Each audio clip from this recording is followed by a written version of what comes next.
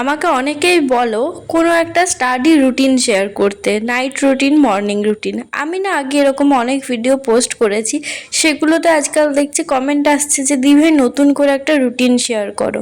তো আজকের ভিডিওটা কিন্তু পুরোপুরি একটা স্টাডি ভ্লগ হতে চলেছে। হ্যাঁ, এই ভিডিওতে কিন্তু স্টাডি ছাড়া আমি আর কোনো কিছুই দেখাবো না, কারণ স্টাডি রুটিন মানে শুধুমাত্র স্টাডি রুটিনটাই হওয়া দরকার। স্টাডি ভ্লগের মাঝে আমি যদি এক্সট্রা লাইফস্টাইল ভ্লগিং দেখাই বা কিছু এক্সট্রা দেখাই, সেক্ষেত্রে ওইটা অতটাও ভালো হবে বলে আমার মনে হয় না।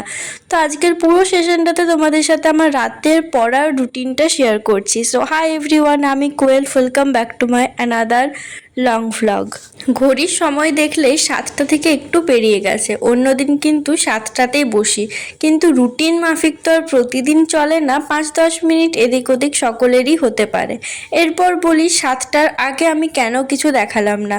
আমি ধরো দেখিয়ে দিলাম যে বিকেল টাইমটাতে যোগা করো, মেডিটেশন করো বা খেলতে যাও বা কিছু। সেটা তোমাদের লাইফস্টাইলে কতটা তোমরা অ্যাড করতে পারবে বা আদৌ সেটা করে তোমরা লাভবান হবে কিনা সেটা তো আমি জানি না। সেজন্য একটাই কথা বলবো, এক্সট্রা সময়টাতে অন্যকে ফলো না করে নিজেকে ফলো করো।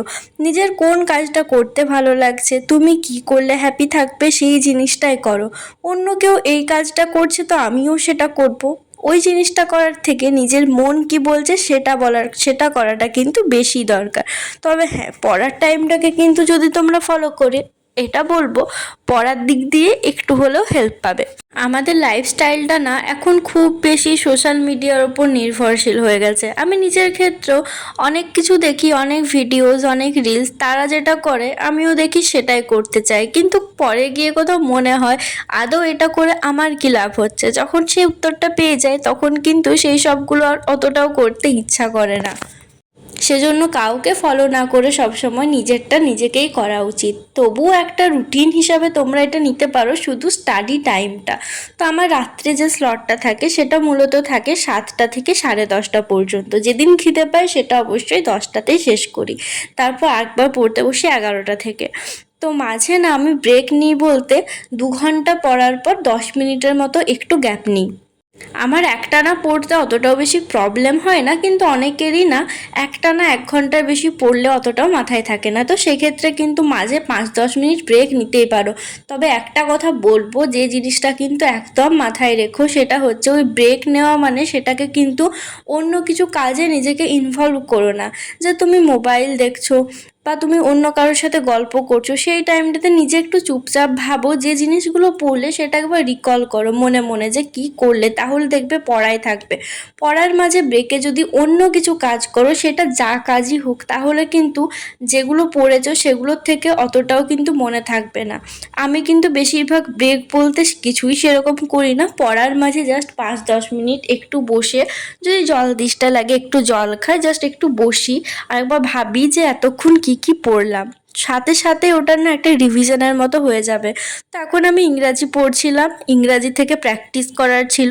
তার আগে যে সূত্র না, মানে যে পয়েন্টগুলো ছিল, আমি আজকে এরর কারেকশন করছিলাম, তো সেগুলো না একটু পড়ে নিলাম।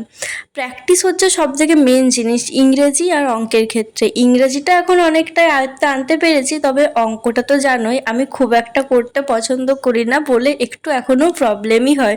তো অঙ্কটা না এখন সকালে রাখার চেষ্টা করি আর ইংরেজিটা বিকেল দিকে পড়ি। তো তোমাদের নিজের যে সাবজেক্টটা যখন ইচ্ছা তখন সেটাই করো। আর একটা কথা বলবো, এই সন্ধ্যের টাইমটাকে না পড়াশোনাটা বেশি করে করো।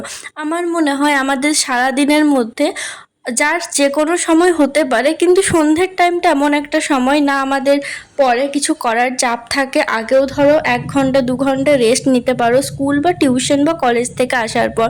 সেক্ষেত্রে মাইন্ডটা একটু ফ্রেশ থাকে। আমি যখন স্কুলে পড়তাম, আমি পড়াশোনা বলতেই সন্ধ্যের টাইমটাতেই বেশি করে করতাম। যখনই পড়ো, যেটুকু সময় নিয়েই পড়ো, সেই সময়টাতে কিন্তু শুধু পড়াশোনার পিছনেই দাও। আর মাঝের ব্রেকেও কিন্তু এক্সট্রা কিছু করার থেকে আমার মনে হয় সেই জিনিসটাকে রিকল করাটাই ভালো। তাহলে না এই জিনিসটা তুমি 2 দিন করে দেখো, দেখবে অনেকটাই বেশি হেল্প পাবে। আমি এর আগে কিছু কিছু রুটিন শেয়ার করেছি, বাট সেগুলোর থেকে আমার মনে হয় এই জিনিসটা সব থেকে আসল, যেটা শুধুমাত্র স্টাডিটাতেই ফোকাস করছি। বাকি জিনিসগুলো থেকে শুধু স্টাডি ভ্লগে স্টাডিটা রাখা আমার মনে হয় বেশি ভালো। যদিও আজকাল টাইম বের করে উঠতে পারছি না, সেজন্য রেগুলার দিতে পারছি না, তবে আমি আবারও চেষ্টা করব আগের মতো সব কিছু ঠিকঠাক করার। তো আমার এই পড়ার স্লটটা আজকে 10টা পর্যন্তই করেছিলাম, তারপর ডিনার করেছিলাম। তো এখন বাজছে 1:10। 10টার সময় ডিনার করার পর আবার 11টা থেকে পড়তে বসেছিলাম। 11টা থেকে 12টা 15 তখন কিছু তুলিনি, কারণ পুরোটাই আমি অনলাইন থেকে ক্লাস করলাম। ম্যাথের ক্লাস ছিল, লগারিদম চ্যাপ্টারটা।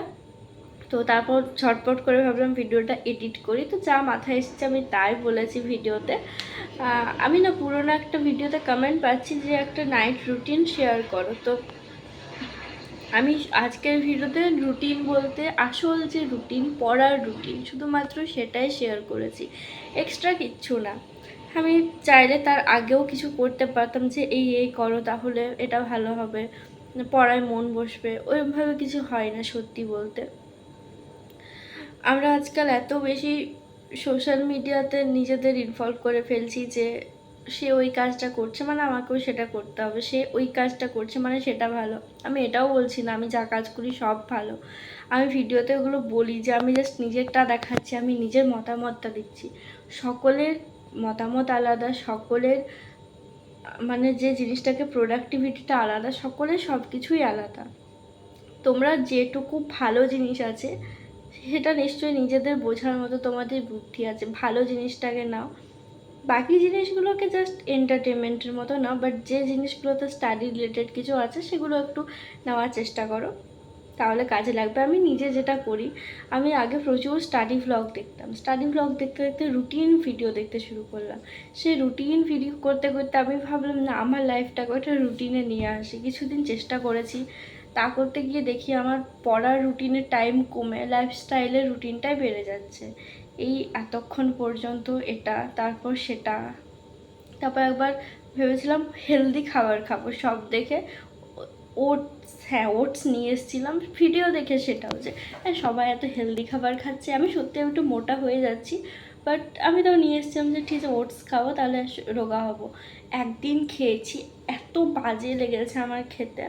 তারপর মা বানিয়ে দিয়েছিল ছিলকা করে অনেক কিছু, বাট সেটা আমার রোচেনি, অত টাকা জাস্ট জলে গেল। তারপর থেকে আমি ভেবে রেখেছি আমি কোনোদিন কিছু খাবার অন্তত ইউটিউব দেখে ট্রাই করব না, হেলদি খাবার। বাকি ঠিক আছে, আনহেলদি খাবার খেতে কিন্তু ভালোই লাগে, বাট সেটা আমার আমি খেতে পারি না। তো তারপর থেকে আস্তে আস্তে বুঝেছি যে ব্লগ থেকে কোন জিনিসগুলো নেওয়া উচিত, কোন জিনিসগুলো নেওয়া উচিত না।